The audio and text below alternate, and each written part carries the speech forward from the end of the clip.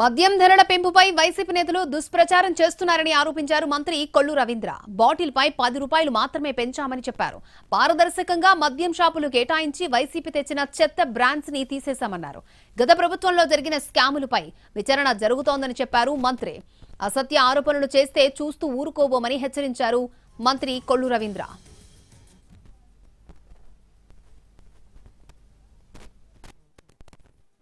ఏ bottle అయినా 10 రూపాయలు మాత్రమే కొంత ఇంక్రీజ్ చేయాల్సినటువంటి పరిస్థితి వచ్చింది.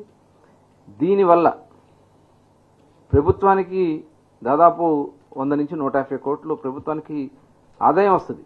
దీన్ని ఏదో దోపిడీ జరిగిపోతా ఉంది, ప్రభుత్వం ఆదాయం కోల్పోతా ఉందని తప్పుడు ప్రచారాలు చేసి ప్రజలను తప్పుదారి పట్టించకూడదు. ఇవాళ రకరకాలైనటువంటి మీ బ్రాండ్లన్నీ మీరు పెట్టినటువంటి పనికిరాని చెత్త కంపెనీలన్నీ కూడా ఇవాళ క్లోజ్ అయిపోయినాయి కాబట్టి వాటి మీద విజిలెన్స్ ఎంక్వైరీలు జరుగుతున్నాయి కాబట్టి వాస్తవాలన్నీ కూడా బయటకు వస్తాయనే భయంతో ఇవాళ ప్రభుత్వం మీద లేనిపోని నిందలేయాలని ప్రయత్నం చేస్తే అది జరగదు. జగన్మోహన్ రెడ్డి గారు అది గుర్తుపెట్టుకోండి.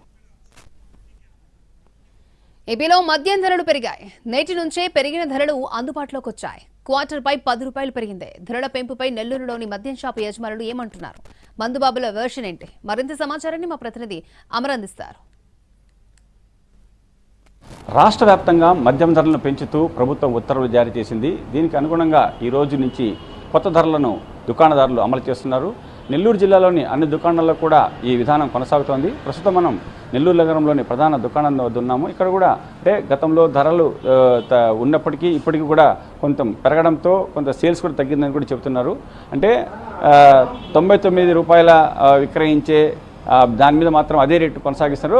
అంతేకాకుండా కూడా బీర్ మీద కూడా అదే ధరను కూడా కొనసాగిస్తున్న పరిస్థితి. ఇతర బ్రాండ్ల మీద అయితే మాత్రం ప్రభుత్వం క్వార్టర్కు 10 రూపాయల మేర పెంచింది. క్వార్టర్, హాఫ్, ఫుల్ మీద కూడా ఇప్పటివరకు ఉన్న ధర కంటే కూడా అధికంగా పెరిగింది.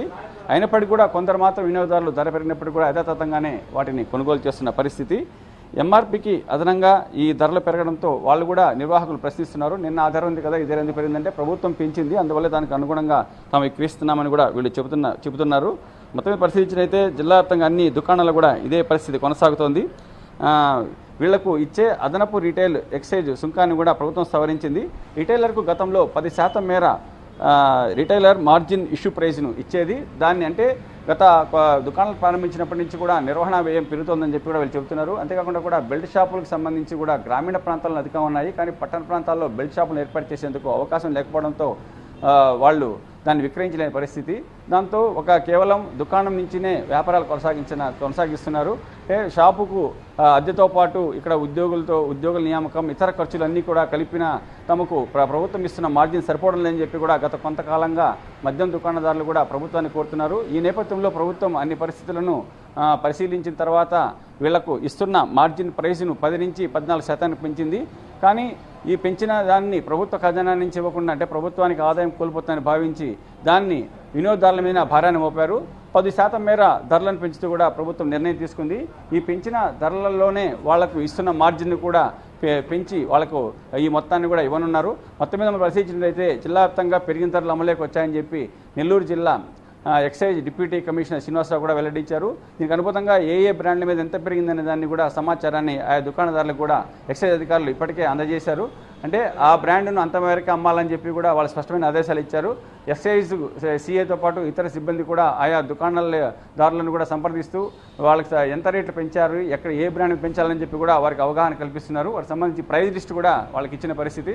మొత్తం మీద మనం పరిశీలించినట్లయితే గతంతో పోలిస్తే ఈ రోజు నుంచి కూడా కొత్త ధరలు అమల్లోకి వచ్చాయి. కొత్త ధరలు ఇవి కొనసాగనున్నాయి. అంతేకాకుండా కూడా అంటే ఇవి 14% పెంచినప్పటికీ కూడా తమకు నిర్వహణ వ్యయం చాలా అధికంగా ఉందని కూడా వీళ్ళు కొందరు దుకాణాలు చెబుతున్నారు. కొన్ని ప్రాంతాల్లో అయితే 14% అనేది వాళ్ళకి సరిపోతుంది, కానీ పట్టణ ప్రాంతాల్లో చాలా ఆర్థికంగా పెట్టిన దుకాణదారులకైతే ఇది సరిపోదని చెప్పి మరింత పెంచాలని చెప్పి కూడా వీళ్ళు కోరుకుంటున్నారు. వీడియో జర్నలిస్ట్ ప్రదీప్తో అమర్, ఎన్టీవీ, నెల్లూరు.